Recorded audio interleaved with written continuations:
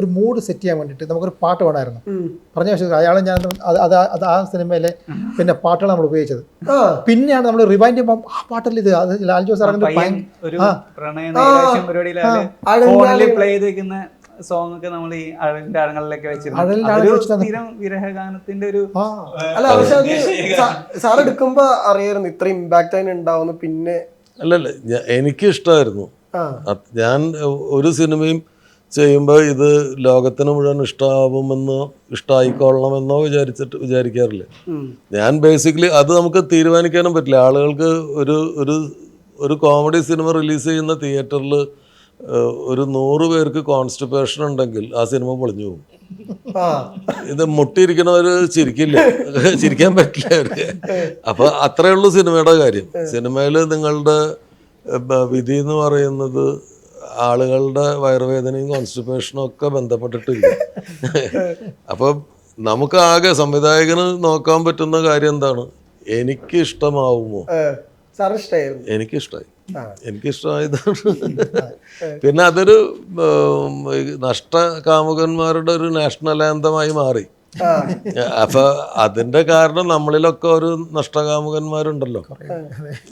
തേച്ചു പോകുന്ന സ്ത്രീകൾ അന്നും ഉണ്ടായിരുന്നു. എന്നെയും തേച്ചിട്ടുണ്ട്, ഞാനും തേച്ചിട്ടുണ്ട്. അല്ല അങ്ങനെയല്ല, ഈ വിരഹം എന്ന് പറയുന്നൊരു സാധനം എല്ലാവരുടെ ലൈഫിലുണ്ട്. അതിപ്പോൾ പുരുഷനും സ്ത്രീയും തമ്മിലുള്ള പ്രണയം മാത്രം ആയിക്കൊള്ളുന്നില്ല. നമുക്കിഷ്ടമുള്ള ആളുകൾ ഒരു സമയത്ത് നമുക്ക് ഭയങ്കര റിലീഫ് തന്നിട്ടുള്ള ആൾക്കാർ, നമ്മളെ മനസ്സ് പീസ്ഫുൾ ആക്കാൻ സഹായിച്ചിട്ടുള്ള ആളുകൾ നമ്മളുടെ ലൈഫിൽ നിന്ന് മാറി പോകുന്ന സമയത്ത് ഉണ്ടാകുന്ന വിരഹം അത് കോമൺ ആണ്. അതുകൊണ്ട് ആളുകൾക്ക് അത് പെട്ടെന്ന് മനസ്സിലാവും. ഏറ്റവും അധികം ആളുകൾക്ക് പെട്ടെന്ന് മനസ്സിലാവുന്ന കാര്യം ഒന്ന് പ്രണയ നൈരാശ്യം എല്ലാവർക്കും മനസ്സിലാവും.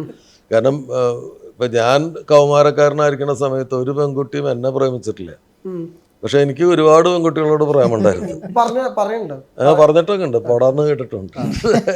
അല്ല, ഇപ്പം ആ പ്രണയം തോന്നുക എന്ന് പറയുന്നത് ഒരു നേച്ചറിൻ്റെ ഒരു ട്രിക്കും കൂടിയാണല്ലോ. പ്രണയം വലിയൊരു പ്രകൃതിയുടെ തട്ടിപ്പാണെന്നാണ് ഞാൻ വിചാരിക്കുന്നത്. കാരണം നേച്ചറിന് വേണ്ടത് റീപ്രൊഡക്ഷനാണ്. അപ്പോൾ റീപ്രൊഡക്ഷന് വേണ്ടിയിട്ട് പ്രകൃതി നിങ്ങളെ കബളിപ്പിക്കുന്നതാണ് ഈ പ്രണയം എന്ന് പറഞ്ഞ. അല്ല, അതാണ് അതിൻ്റെ സാധനം. അപ്പോൾ അത് വിറ്റിട്ട് ജീവിക്കുന്ന ആൾക്കാരാണ് കവികളും കലാകാരന്മാരും. കാരണം നിങ്ങളുടെ ഏറ്റവും വേദനിപ്പിക്കുന്ന സാധനം നിങ്ങളുടെ നഷ്ടപ്രണയമായിരിക്കും. ഏറ്റവും സെല്ലബിലിറ്റി ഉള്ളൊരു സാധനം.